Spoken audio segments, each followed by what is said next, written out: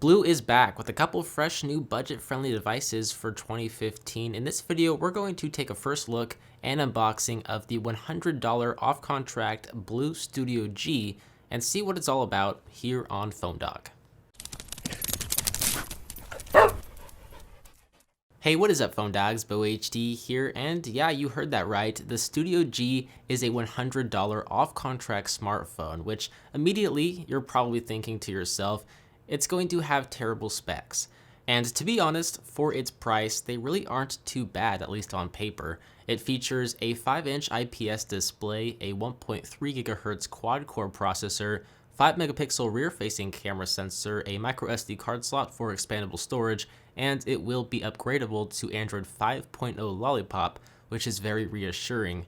So as you can see, it could definitely be a lot worse. But let's take a look at this device. We can do this by prying off the top of the box by first opening up the side flap, and we will find the Studio G sitting right on top, wrapped up in some plastic.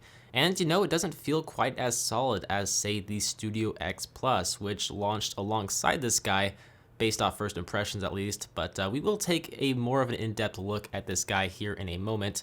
Underneath the Studio G, we'll find a SIM card installation packet, which is pretty self-explanatory. There's a micro USB charging cable used to charge the Studio G with an accompanied US wall wart with USB port on the end of it. There's a 2000 milliamp battery included in here, which we will have to install later. And then we have a quick start packet, and that is really about it. We don't have any sort of case or screen protector included in this box like we usually do see with BLU devices.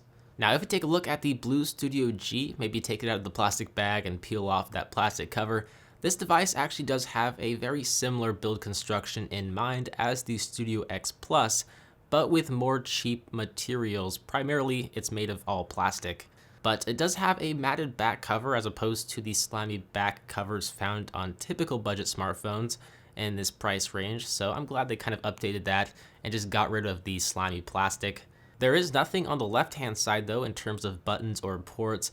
There's a power sleep on-off button and volume rocker on the right-hand side, a micro USB charging port and 3.5mm headphone jack up top, and then nothing on the bottom. We also do have an incredibly low resolution 0.3 megapixel front-facing camera sensor on the front, a 5-inch IPS display which is not HD, and then that's about it since there are software navigation buttons.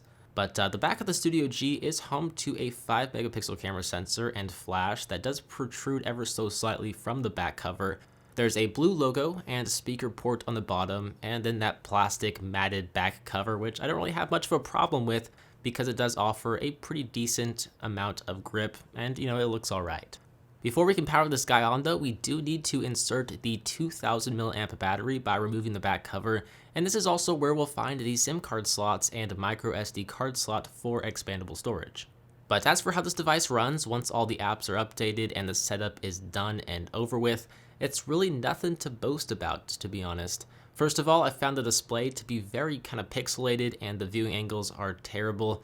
There also appears to be a noticeable lag when I do anything on the touchscreen. Basically, this phone isn't very fast at all.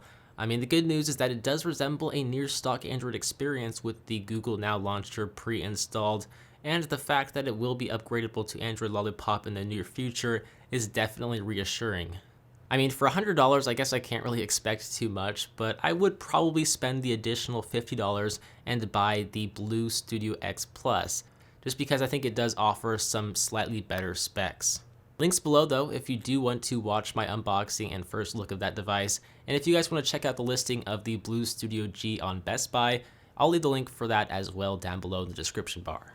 So let me know what your thoughts are of this device before you go, and if you guys like this video, be sure to give it a big thumbs up. But as always, I'm Beau HD. I hope you guys enjoyed this video. Thank you for watching, and I will see you in the next one. See ya!